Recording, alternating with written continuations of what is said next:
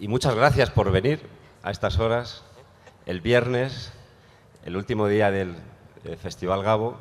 Sé que es duro madrugar, sé que algunos y algunas de vosotras estuvisteis ayer rumbeando. Qué envidia, felicidades. Tenemos aquí algunas ganadoras también, muy risueñas en primera fila. Vamos a hablar de ética. Y vamos a hablar de ética con algunas de las personas de la Fundación que más saben de eso. Tenemos aquí a nuestro jefe, habéis visto que ha traído la vara de mando, Javier Darío Restrepo, nuestro maestro, que no deja de escribir libros sobre el tema, que no deja de responder consultas sobre el asunto desde el consultorio ético. Tenemos a Mónica González, que viene desde Chile, periodista con mucha historia y con muchas historias, desde su fundación, CIPER, ahora también desde El Faro, que es defensora de los lectores, y siempre desde la Fundación, que está aquí en las entrañas de todo lo que hace la Fundación desde el principio. Tenemos a Jorge Cardona, de Colombia, editor general del Espectador, premiado como editor ejemplar también por la Fundación, y también a Alex Grigelmo, español, compañero, amigo y un gran experto en reflexionar sobre los entresijos de la lengua y cómo se puede también manipular con el uso de las palabras o con el uso de los silencios. Bueno, y estoy yo, que creo que me conocéis, Gumersindo Lafuente, también español. Trabajo ahora en el diario.es. No sé muy bien qué hago aquí, pero bueno, estoy encantado en vuestra compañía.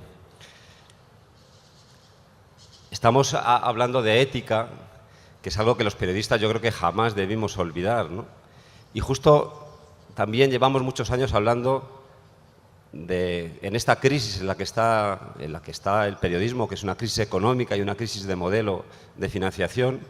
Resulta que después de muchos años de darle vueltas, de llorar mucho, de pesimismo, encontramos que hay un modelo de negocio para nuestro trabajo y que tiene que ver con la ética. Vemos como el periodismo, que se basa en la decencia, en la ética, al final, es el que está empezando a encontrar unos modelos sostenibles.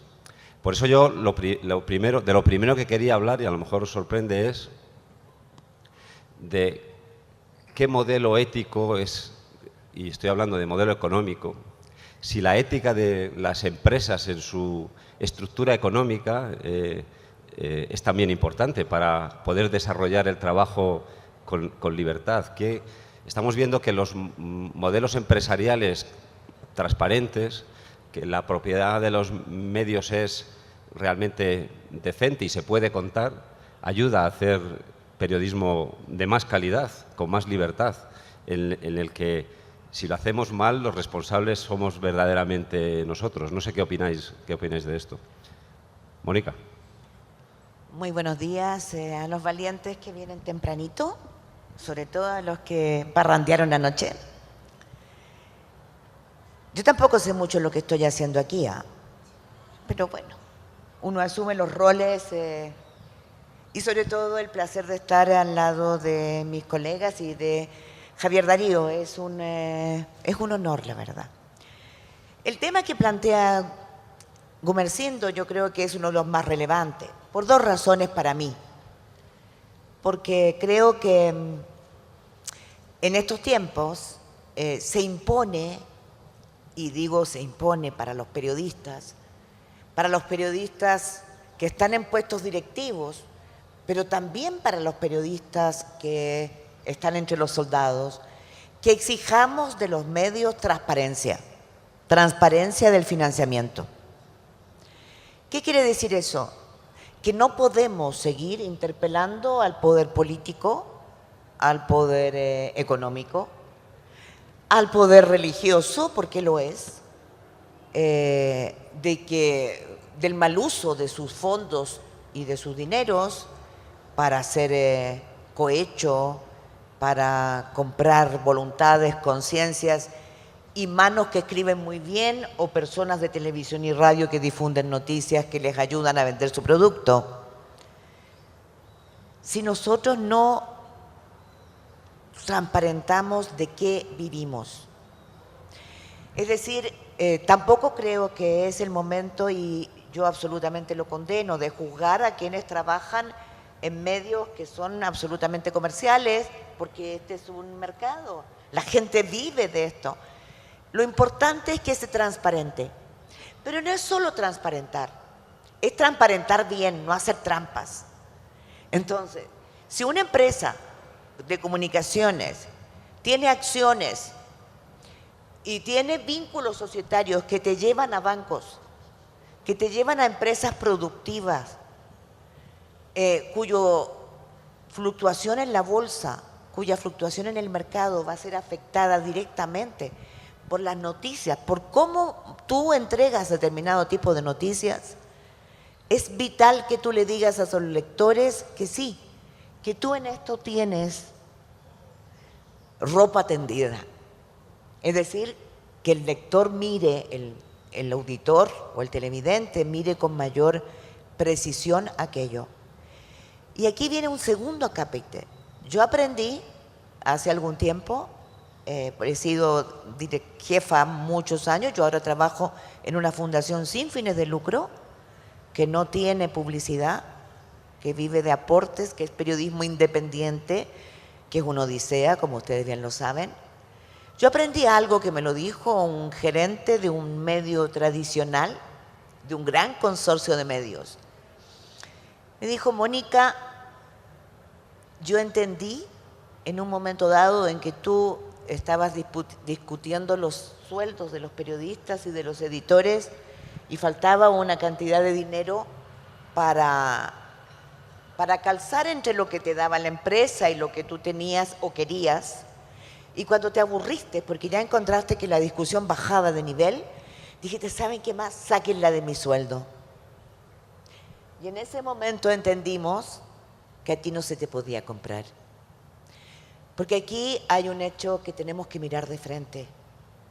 La independencia para los periodistas significa ganar menos. Que la diferencia entre el periodista y el editor sea la mínima. Que no reproduzcamos la escala desigual obscena que se da fuera en el mercado. Que el medio periodístico tenga salarios y sueldos decentes. ¿Decentes qué significa? Que la desigualdad que hay en la sociedad no la repliquemos, porque si no también estaremos, ¿de qué manera?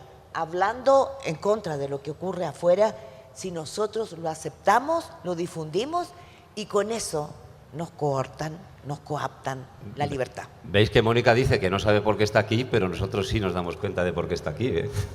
Porque esa era la siguiente historia, ¿no? Si nos fijamos en la estructura de propiedad de los medios, en un momento en el que nuestro trabajo está tan auditado por las audiencias, por los lectores, nuestra ética personal debe ser también transparente, Javier Darío. No podemos hacer probablemente según qué cosas, no solo en el ámbito económico, sino también en cómo nos comportamos en las redes sociales, por ejemplo, que al final transparentan mucho nuestras actitudes o nuestros pensamientos.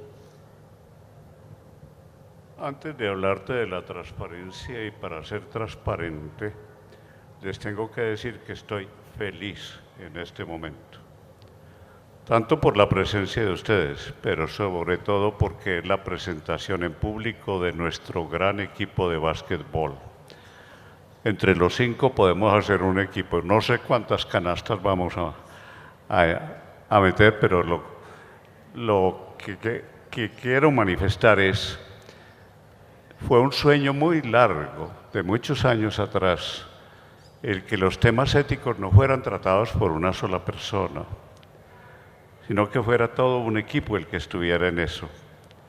Y este es el equipo que constituirá en adelante el Consejo de Ética de la Fundación. Y eso, les digo, merece un aplauso.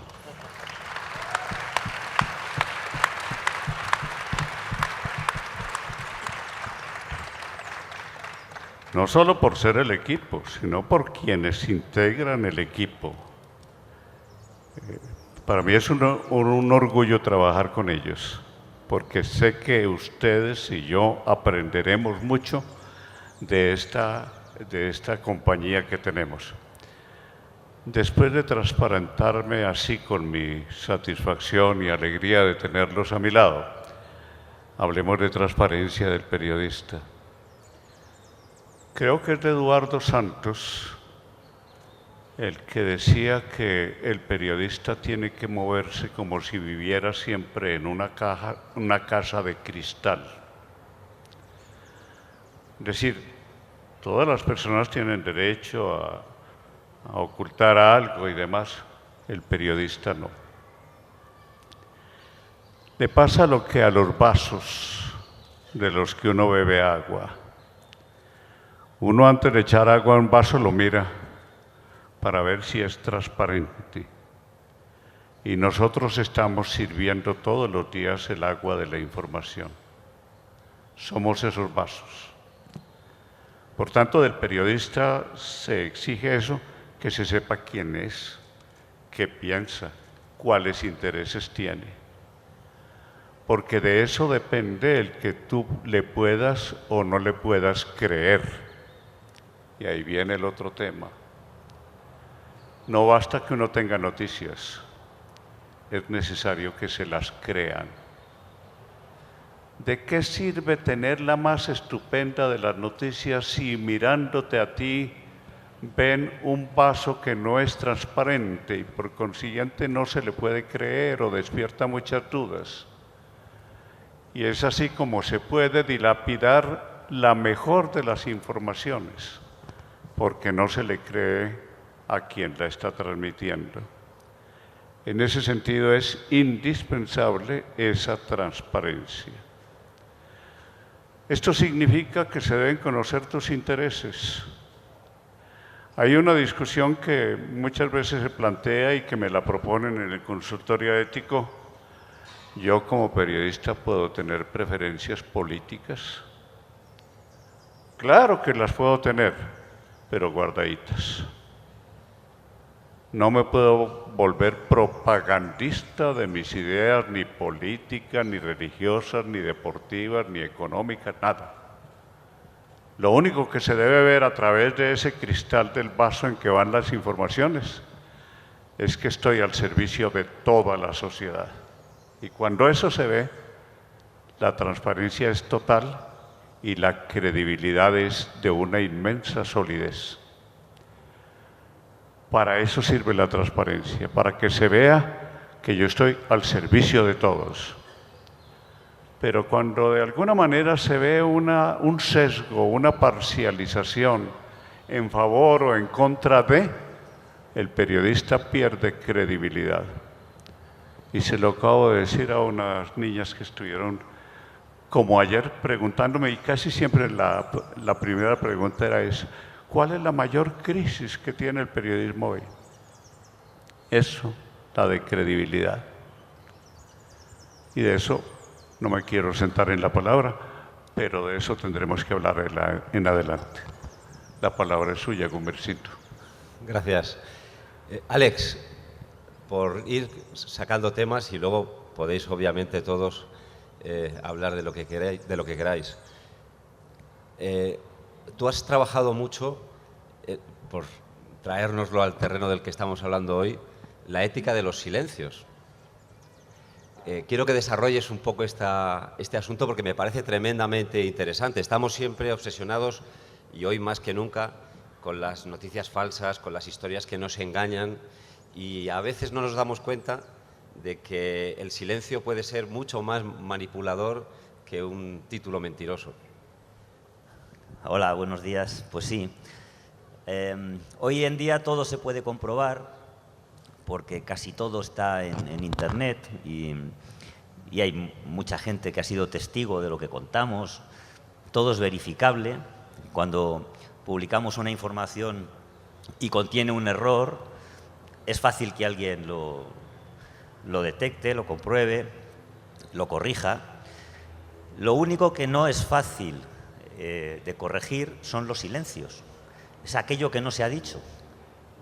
No me estoy refiriendo a las noticias en su conjunto que son censuradas, esto se ha llamado toda la vida censura, no estoy hablando de eso, estoy hablando de datos que faltan en una información y que son relevantes. En el momento en que un dato relevante para una información se silencia, se está manipulando esa información. Y también se está manipulando esa información cuando un dato irrelevante se cuenta y en ese momento se convierte en relevante. Pondré un ejemplo para entendernos. Se produce un accidente de tráfico, de tránsito, chocando. Es una noticia real, sucedió y la noticia se publicó así.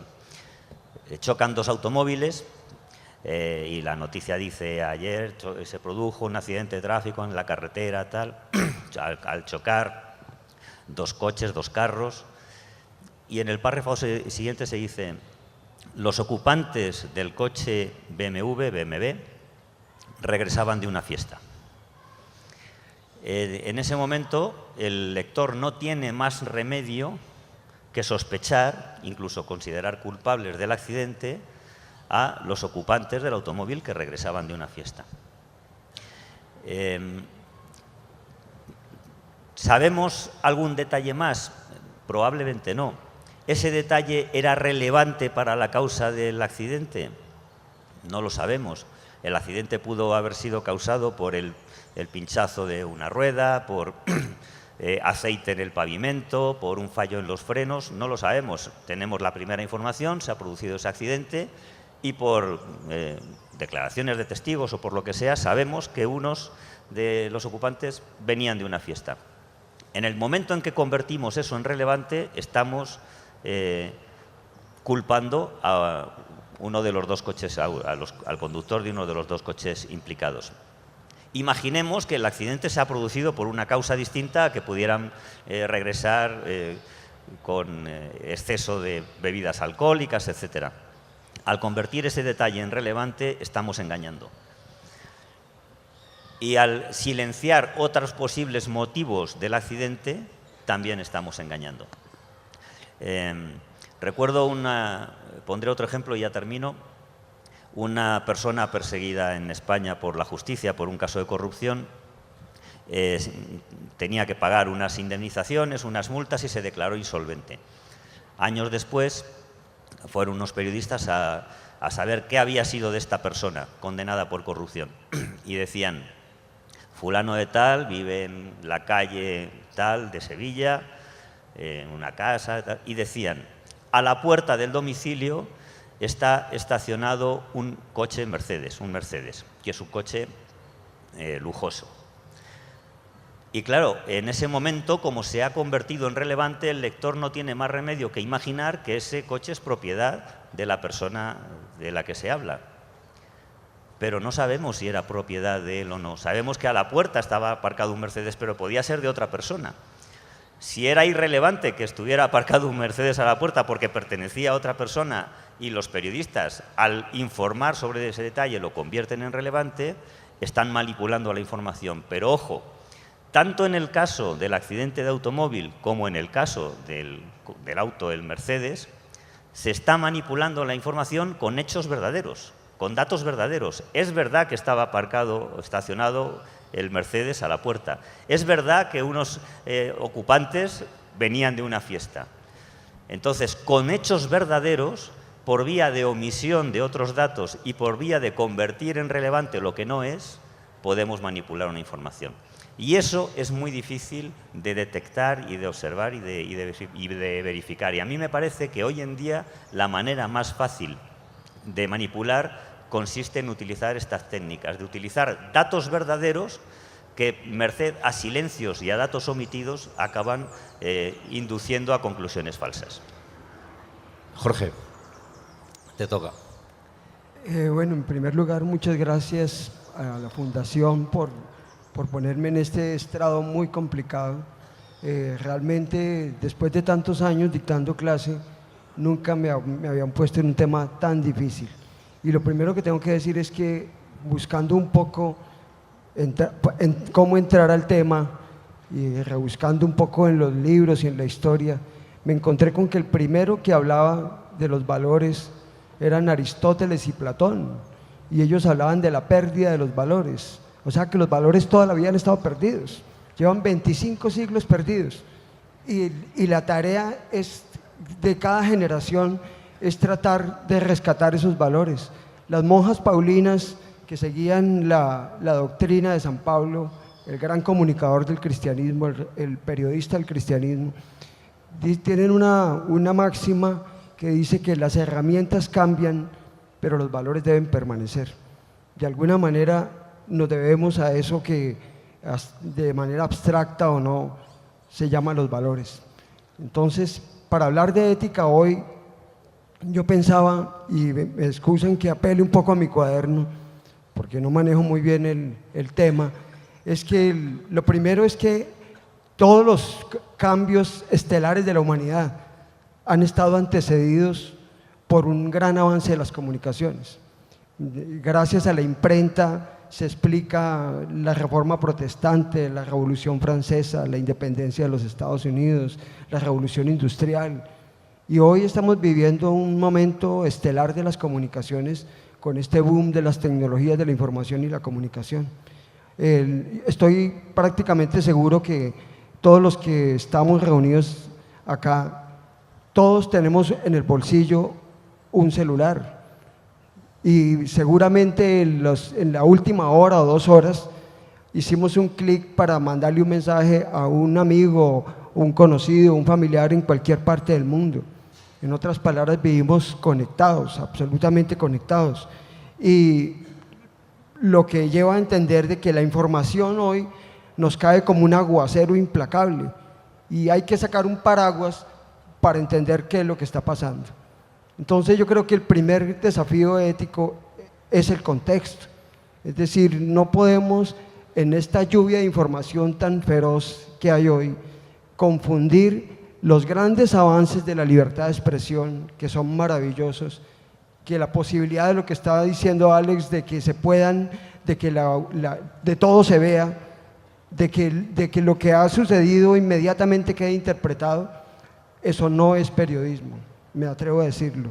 Una cosa es la libertad de expresión maravillosa que se abre paso en los tiempos actuales, y otra es el periodismo que exige un rigor absoluto.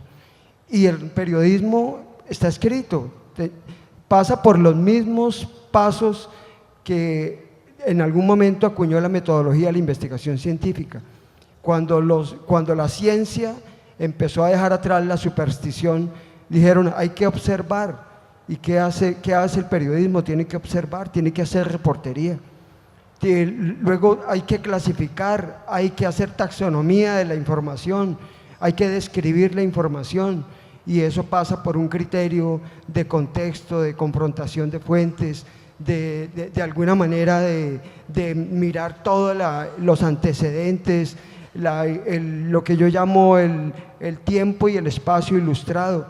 Es decir, esto es realmente una profesión. En los años 70, en los años 80, la gran discusión de fondo era si lo nuestro era una profesión o un oficio. Yo creo que la diferencia está en el rigor con que se aplique el periodismo, y que ese rigor es el que lleva a la ética, y que la ética conduce a lo que dice Javier Darío, a los grandes valores del periodismo. El periodismo tiene que ser creíble y el periodismo tiene que ser independiente. Estamos viviendo momentos críticos para el sistema democrático. Hace 200 y punta de años decidieron las sociedades prescindir de las monarquías y llegar al sistema democrático, pero hoy la democracia está en crisis, los partidos políticos están en crisis, las instituciones están en crisis, todo se ve, hay una población mundial llena de situaciones críticas. Hay que creer en el periodismo. Si el periodismo pierde su razón de ser, si el periodismo pierde su credibilidad y su independencia, la sociedad está perdiendo a su gran aliado. El periodismo tiene que entender y calibrar las grandes necesidades de la sociedad y jugar limpio. Jugar con ética es jugar limpio, es contrastar. Son todas las cosas que se enseñan desde la academia en el deber ser, que a veces es difícil desde la misma perspectiva del oficio diario. Cuando uno se enfrenta a los escándalos cotidianos, La gran pregunta que uno se debe hacer es, ¿fui verdaderamente limpio en lo que yo hice? ¿En lo que yo escribí? ¿En lo que se divulgó? ¿Realmente fui justo? Son valores universales, son arquetipos, la justicia, la libertad, la ética, pero que llevadas a un plano real se sintetizan en un tema que define muy bien Alex. Hay que ser independientes, hay que tratar de transmitirle a la sociedad credibilidad. Y finalmente creo que el periodismo en este momento, que todas las instituciones se derrumban, que los partidos políticos, que eran la base de la democracia, han perdido su credibilidad. El periodismo está para tratar de resolver y para tratar de preservar la credibilidad y la independencia en medio del tsunami terrible que es la tecnología, la información y la comunicación.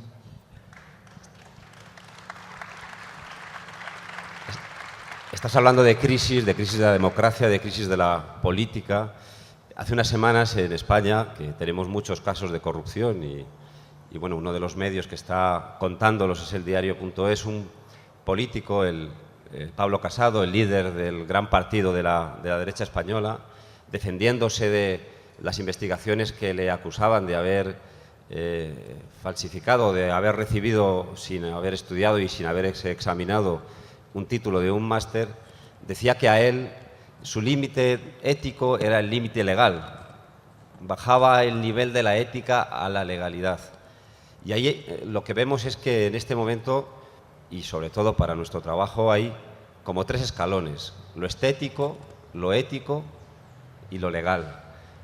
Para vosotros, ¿dónde está el nivel de exigencia? Para mí el nivel de Pablo Casado me parece totalmente insuficiente para un político y para un periodista. ¿Qué opináis vosotros de esto?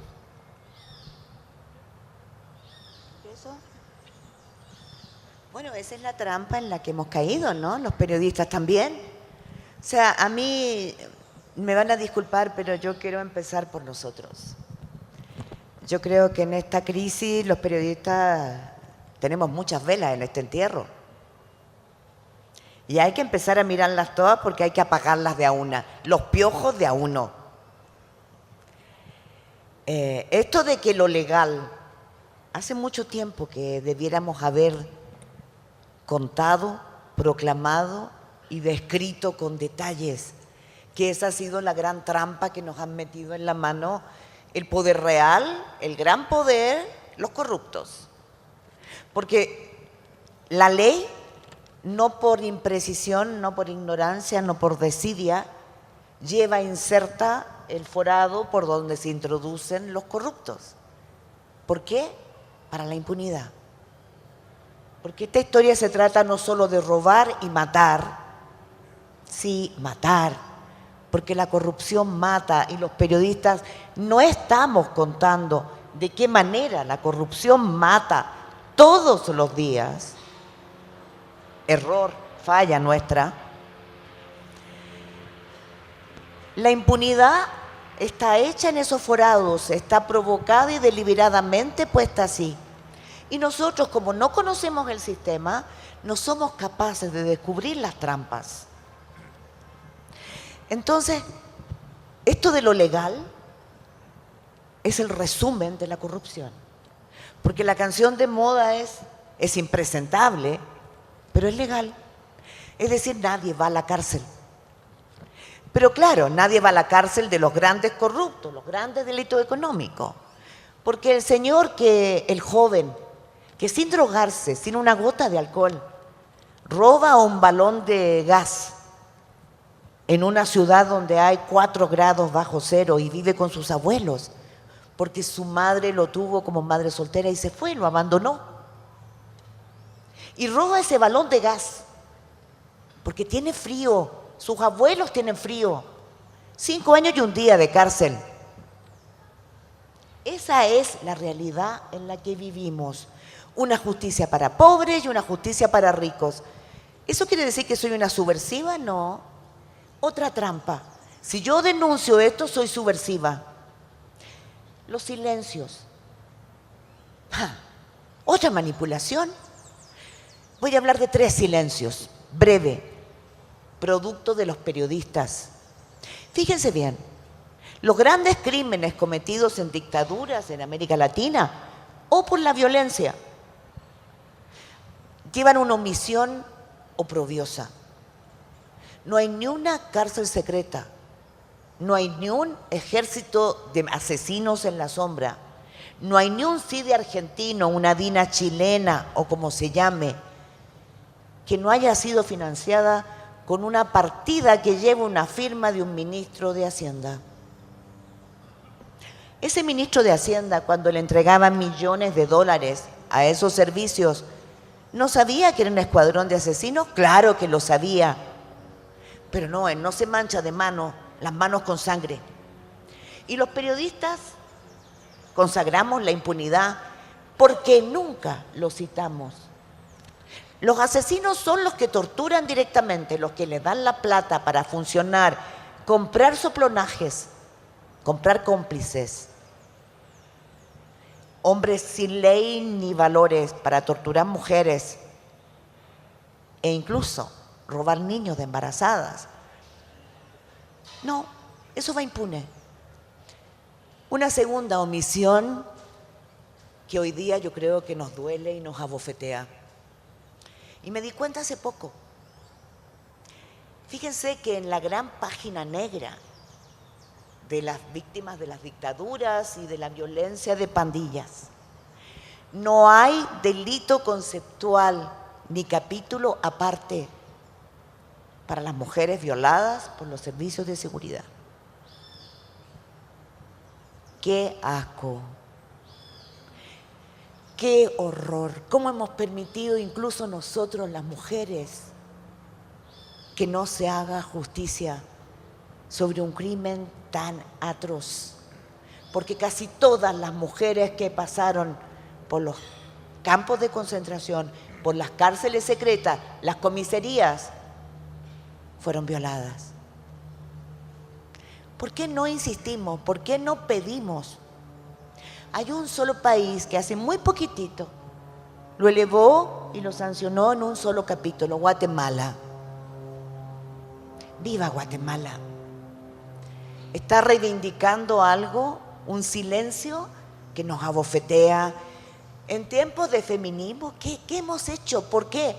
En este país, en el mío, hay poblados donde las fuerzas llegaban, mataban a los hombres y mantenían secuestradas a las mujeres como esclavas sexuales y laborales y domésticas.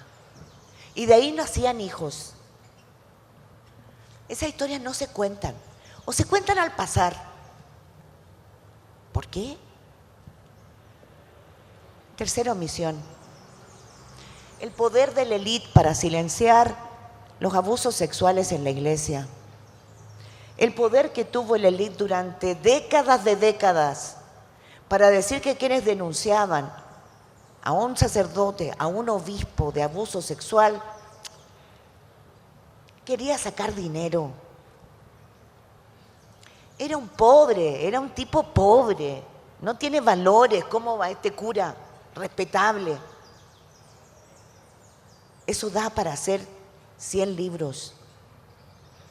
Son omisiones, silencios éticos, graves fallas éticas es que hemos incurrido los periodistas. Y con esto termino. Porque el peso de la élite nos hace cometer pecados éticos. Lo que tenemos que hacer es sacudirnos, volver a mirar a pobres y ricos, sindicalistas, ONG, todos bajo escrutinio. Nosotros también. Alex. Sí, me interesaba mucho la diferencia entre la legalidad y la ética. Pondré un ejemplo que me parece ilustrativo.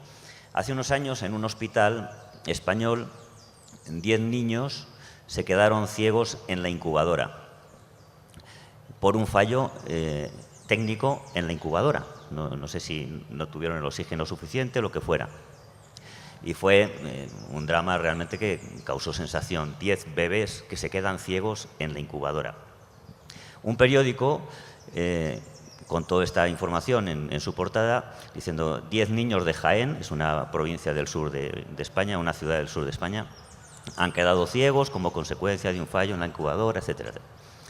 Estos hechos han ocurrido siendo gerente del Sistema Andaluz de Salud, fulano de tal. El Sistema Andaluz de Salud engloba las provincias de Andalucía, que es una cuarta parte de España, y este gerente no había tenido ninguna participación en los hechos.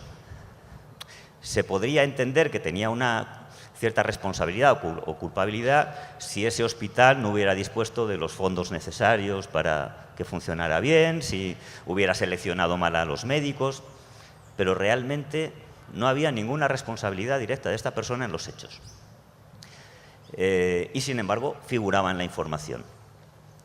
El gerente del Sistema Andaluz de Salud recurrió a los tribunales diciendo: me han involucrado en una desgracia en la que no tengo ninguna participación, yo me dedico a administrar todos los hospitales que tengan los medios necesarios.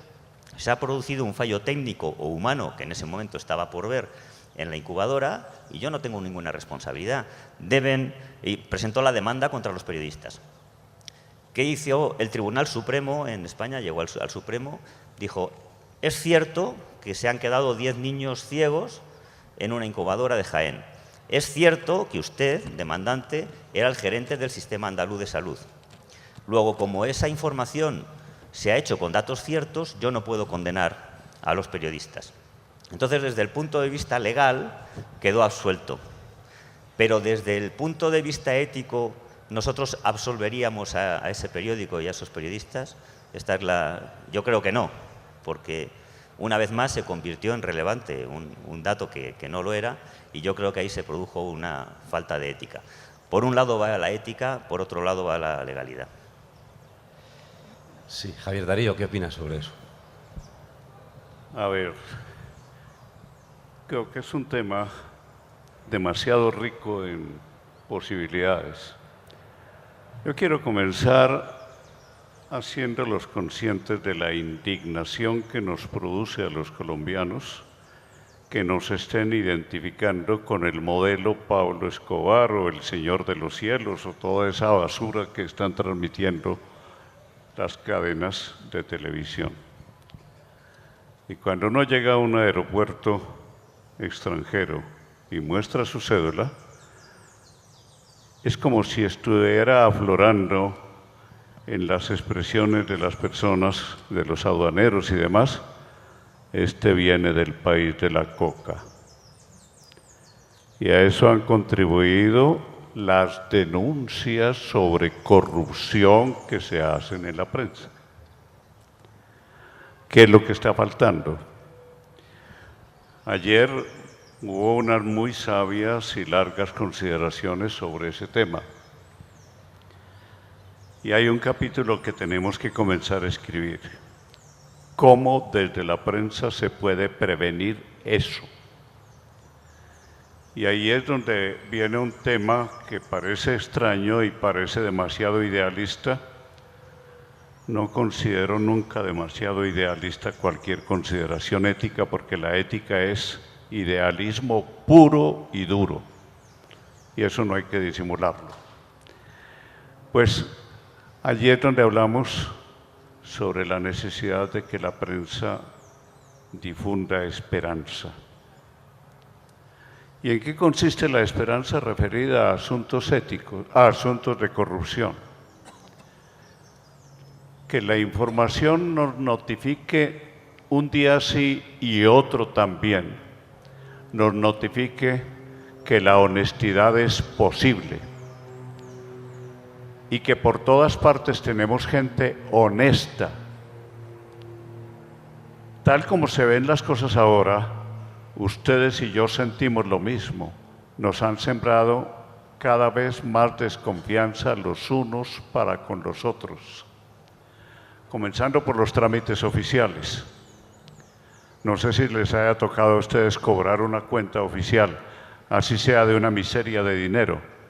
Hay que acompañarlo de toda clase de papeles. Y los viejos tenemos un problema suplementario.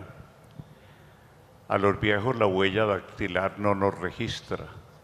Entonces vieran ustedes el enredo en que se ponen las empleaditas para que esta huella dactilar registre allí en su pantalla.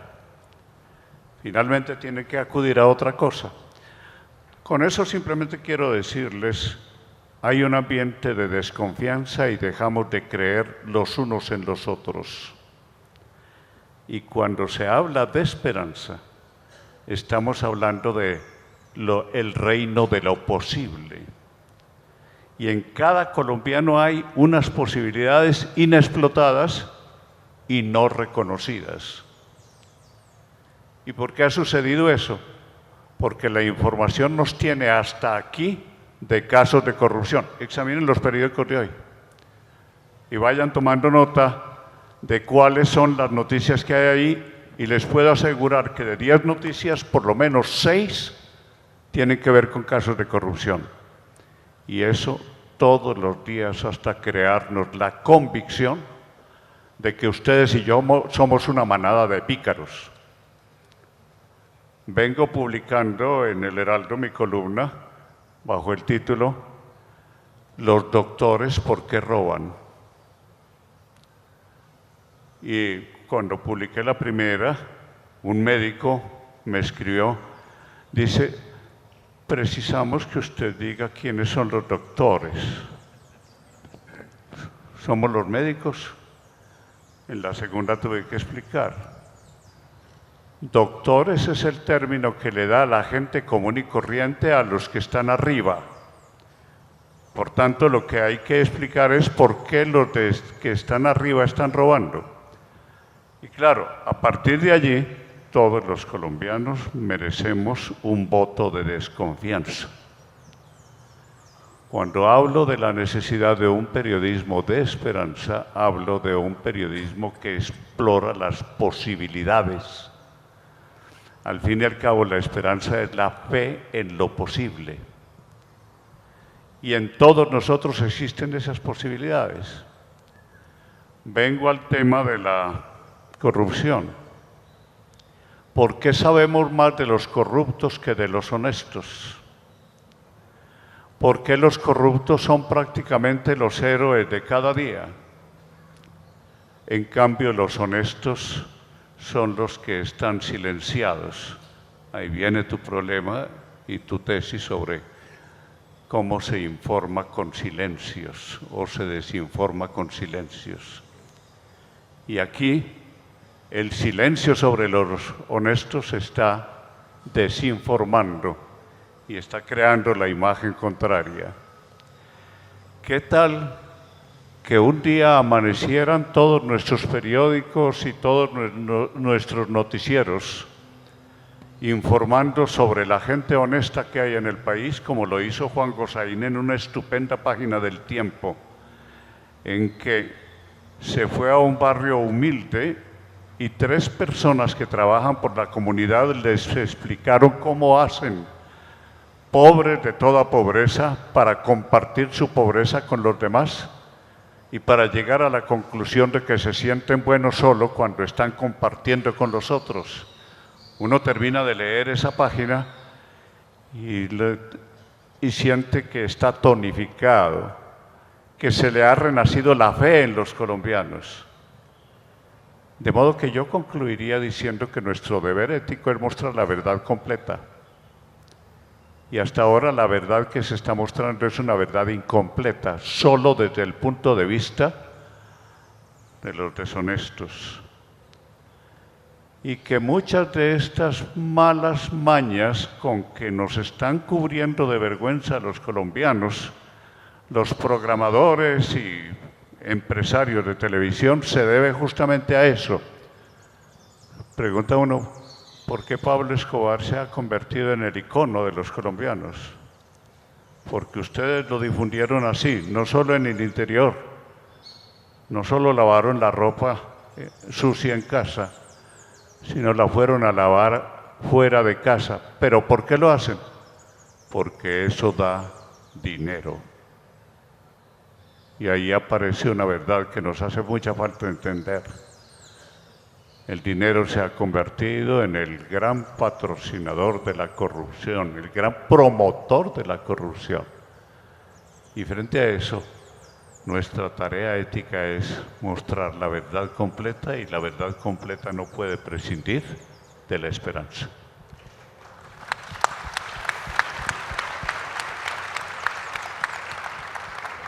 Podríais estar hablando toda la mañana, pero tenemos que dar paso a la audiencia, porque después de esta mesa hay más. Así que, ¿quién tiene el micrófono de la audiencia? Bueno, pues por ahí. Buenos días, mi nombre es Valentina Zuluaga. Frente a lo que decía el maestro Javier Darío Restrepo y lo que nos planteaban ayer los ponentes sobre la corrupción, pues quedé un poco confundida. ¿Por qué? Porque el maestro nos muestra la esperanza como parte de que el papel del periodista debe de omitir información. Y ayer nos mencionaban que como periodistas debemos de enfrentar y sacar a reducir todos los problemas que tenemos. Uno de ellos, la corrupción, que creo que nos toca a la gran mayoría de los países. Entonces acá es lo ético, la esperanza o el mostrar qué pasa y como periodistas dar paso a lo que nosotros vemos y queremos mostrar. Mira, creo que Jorge te lo va a poder contestar porque es su trabajo de todos los días. Bueno, cuando un periodista le entregan un micrófono o le dan una cámara o lo ponen a escribir en un periódico, le están entregando un poder de alguna manera. Si sea en el más minúsculo medio de comunicación, adquiere un poder de dirigirse y tratar de orientar a la sociedad. Pues la ilegalidad, todos somos enemigos de la ilegalidad, los partidos políticos también se presumen enemigos de la ilegalidad y todo el mundo es enemigo de la ilegalidad. Pero volviendo un poco al dilema que planteaban anteriormente, ese límite estrecho entre lo ético y lo legal o lo ilegal, yo creo que ahí es donde el periodismo tiene que moverse en esa agenda ética que llamo yo, que es muy complicada de resolver, y se los planteo en estos términos. Colombia es un país con 50 millones de habitantes. Según la ley de presupuesto que quedó aprobada, se van a administrar 235 billones de pesos, es decir, es poquita plata. En un país que, como dice José Antonio Campo, es uno de los países con peor distribución de la riqueza del mundo. En esas condiciones yo me hago estas preguntas: ¿cuáles son los límites del mundo financiero, por ejemplo? En la última gran crisis del 2008, los expertos advierten que esa crisis no se ha saldado del todo. No hay muchos informes en los medios de comunicación sobre los límites del mundo financiero. Y a propósito de la corrupción, lo que vemos a diario, por ejemplo, lo que más escándalo produce son los extravales, interbolsas, DMGs, pirámides, gotagotas. Es el drama terrible de los ciudadanos de a pie para tratar de acceder a un crédito. ¿Dónde están los límites del mundo financiero? ¿Y dónde está la agenda ética del periodismo que en medio de sus silencios no informa suficientemente sobre el tema? Un segundo ejemplo, los paraísos financieros son legales.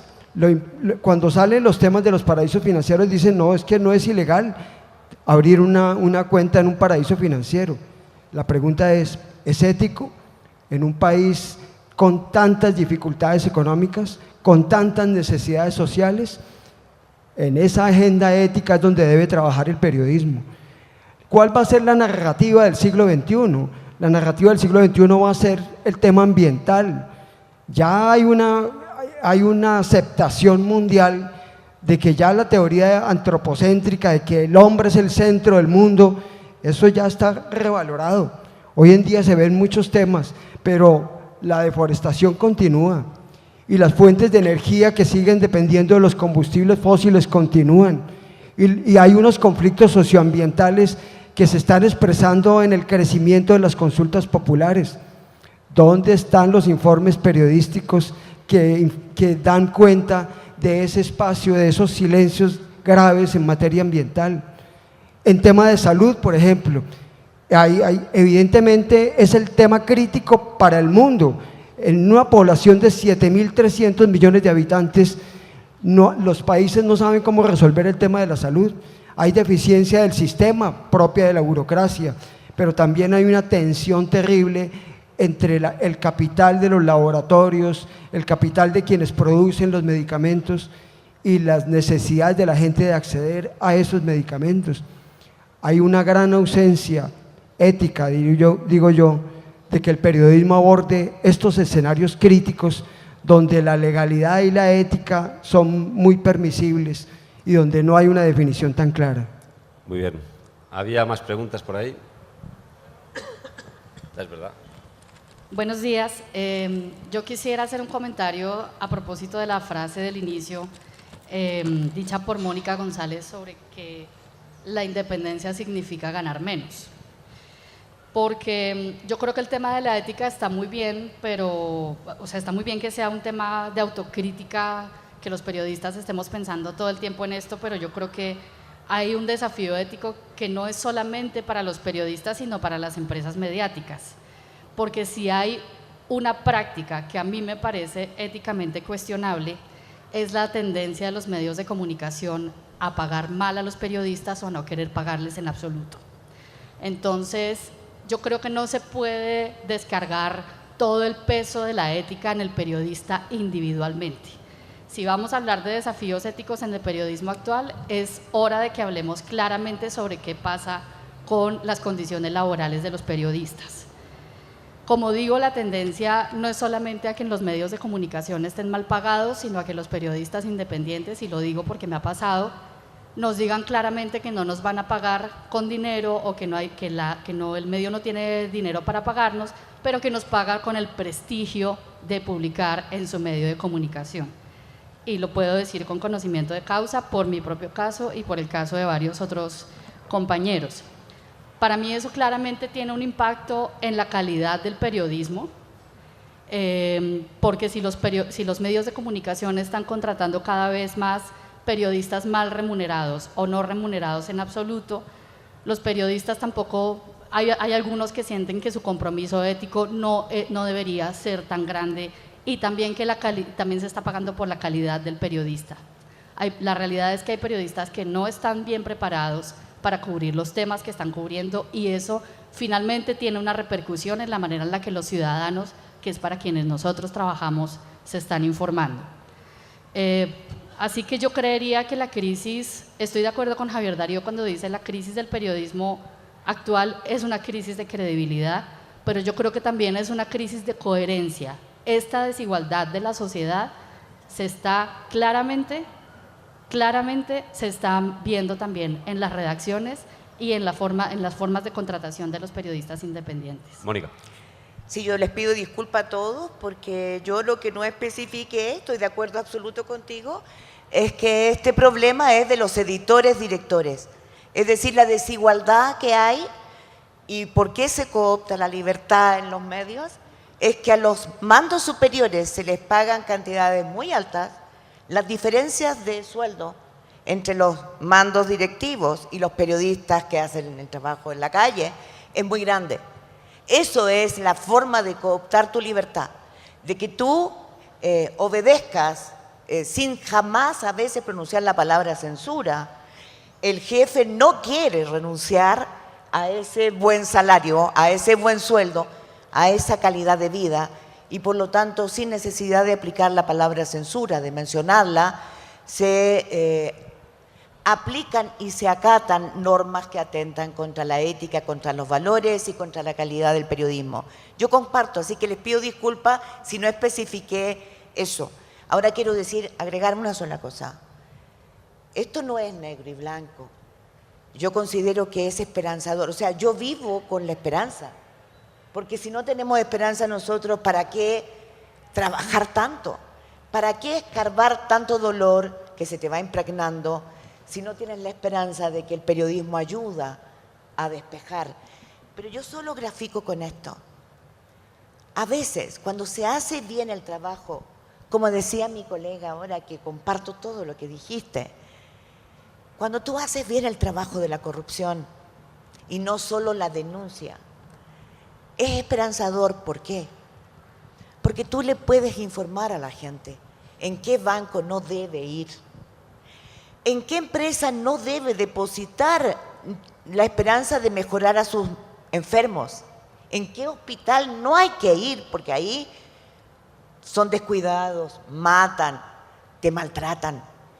Es decir, el buen periodismo que denuncia la corrupción es esperanzador porque te ayuda a saber qué caminos no transitar, pero también, yo siempre lo digo eso, te ayuda a saber dónde puedes echar a volar tus sueños y también echar a volar toda tu capacidad de amar, porque lo que atenta, lo que mata la corrupción es eso. Te crea desconfianza y te quita la capacidad de amar. Sé que hay muchas preguntas y muchas respuestas. Tienes que ser muy breve porque solo tenemos una última pregunta. Quiero complementar lo que estaba diciendo Mónica y la respuesta que está exigiendo Nubia. Y es para arreglar el problema infame de los malos sueldos. Sueldos no es la palabra, la mala paga para los periodistas, porque entre paréntesis esta ha dejado de ser una profesión para convertirse en trabajo informal. Y eso es lo que uno observa por todo el país. El periodista como un trabajador informal dejó de ser profesional. ¿Y para arreglar eso qué? En primer lugar, un código de ética no sirve para un carajo en una gerencia de periódico. A ellos no les dice nada eso, a ellos solo les dice todo lo que tenga que ver con sumar o restar, punto. Entonces, ¿en qué queda la ética? La ética queda para el periodista, para mantener su ambición de ser excelente. La ética no resuelve problemas de corrupción, los problemas de corrupción los resuelve la policía y los jueces.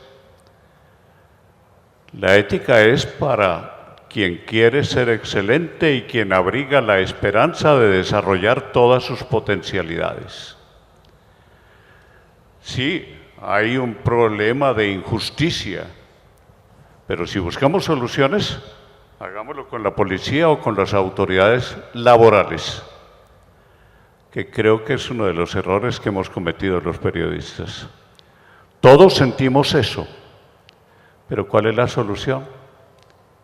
Nos unimos para eso. Yo recuerdo alguna vez en Paraguay, yo me quedé asombrado.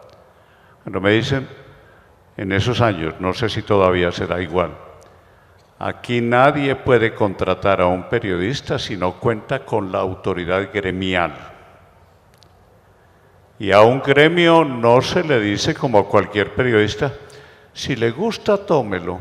Si no, ahí hay una fila que están pidiendo puesto. No, a un gremio no se le dice eso. Y nos está haciendo falta esa fuerza gremial para acabar con esa injusticia del periodista como trabajador informal. Una última pregunta, por favor, muy breve. Sí, buenos días.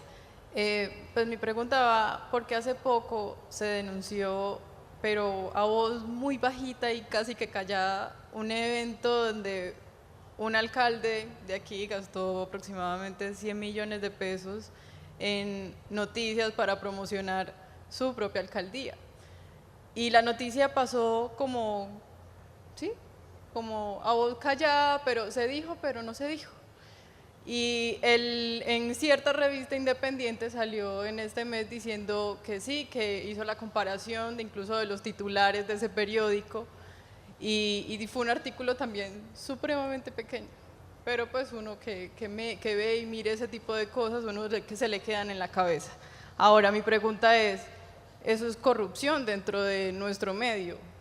¿Es válido, es leído, un editor aceptaría que un periodista difunda algo sobre nuestro propio gremio, algo de corrupción, un evento de corrupción dentro de nuestro propio medio? ¿Y quién va a contratar a un periodista que haga ese tipo de denuncias?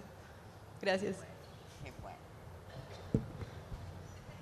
¿Quién quiere Yo siento contestar? que ese es el problema más importante de la ética. En Centroamérica yo aprendí que en México se dice perro no come carne de perro. O entre bueyes no se dan cornadas. Es decir, hay una ley que se aplica con un rigor impresionante y que es asquerosa, que es que entre periodistas y medios de comunicación jamás se denuncian que el otro ha recibido plata, ya sea a través de agencias de comunicación, agencias de publicidad o directamente de gobiernos, de empresas, para promocionar, para ocultar crímenes, para promocionar noticias que los pongan como un producto rentable, ya sea un político, ya sea un sindicato, ya sea un credo religioso, ya sea una empresa. Y eso, tal como tú lo dices, ¿quién va a contratar? Qué buena tu frase, porque así es. Nos ganamos, el que denuncia eso se gana una fama de conflictivo, está en una lista negra. Eso hay que romper.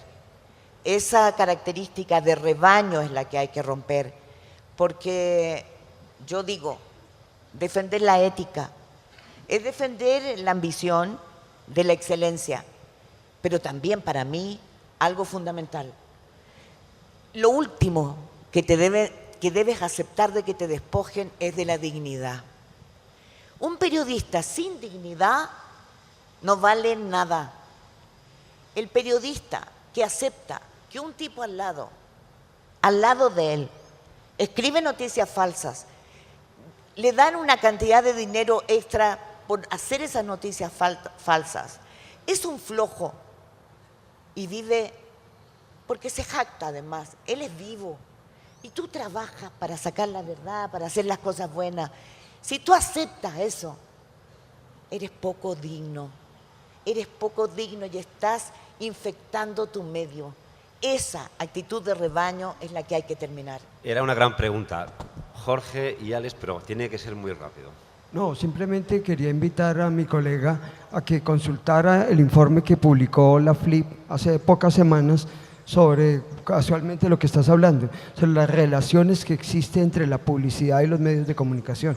Ahí hay buenas respuestas sobre el tema. Y simplemente quería dejarles a todos mis colegas, de pronto los colegas extranjeros no me lo van a entender mucho, pero esta pequeña memoria: la Hacienda de la Libertad, el caso Salcedo Collantes, el Estatuto de Seguridad, la crisis financiera de los años 80, el robo de $13,5 millones de la cuenta del Chase Manhattan Bank de Roberto Soto Prieto, el robo a Caldas, la valija diplomática, la represa del Guavio, el outlet jurídico de la política de sometimiento a la justicia, el narcovideo, el apagón, los pepes, los narcocasset, el proceso 8000, la ley Catalina Daniels, las terribles escándalos del Caguán, el caso Pomárico Ramos, la quiebra del Banco del Pacífico, del Banco Andino, del BCH, el escándalo de Ferrovías, Dragacol, Chambacú, Foncolpuertos, la Yidispolítica, Justicia y Paz, la Parapolítica, el caso Tasmania, el caso Job, el agroingreso seguro, el DMG, Interbolsa, Estraval,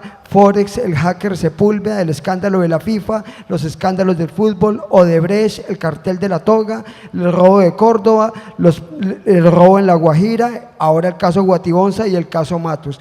Todos estos casos los denunció el periodismo y el Estado hizo muy poco. Cierras, Alex. Lo mencionó Jorge, pero no hemos insistido sobre eso.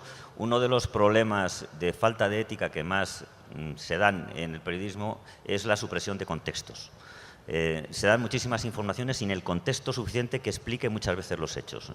Quería simplemente apuntarlo. Y una segunda idea.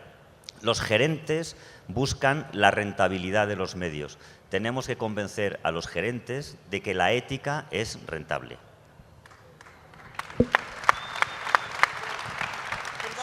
¿Puedo decir algo? No se nos olvide que así como Pablo Escobar, yo te encuentro toda la razón, se ha convertido en un mal ejemplo, esta semana, para que veamos que la memoria perdura y que gracias a los periodistas aquí como la FLIP, hay hechos que no quedan impunes para siempre.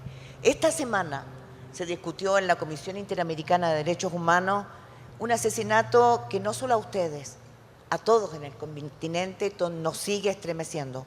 el de Guillermo Cano y el de otros 13 periodistas del Espectador. Esta semana, precisamente esta semana, se discutió en la Comisión Interamericana de Derechos Humanos. Otro deber ético nuestro es nunca olvidar a nuestros héroes, a quienes asesinaron precisamente por narrar, atreverse a desafiar al poder y contar la verdad. Yo quiero hoy día recordar a Guillermo Cano y a esos 13 periodistas en honor a la ética y a este pueblo maravilloso.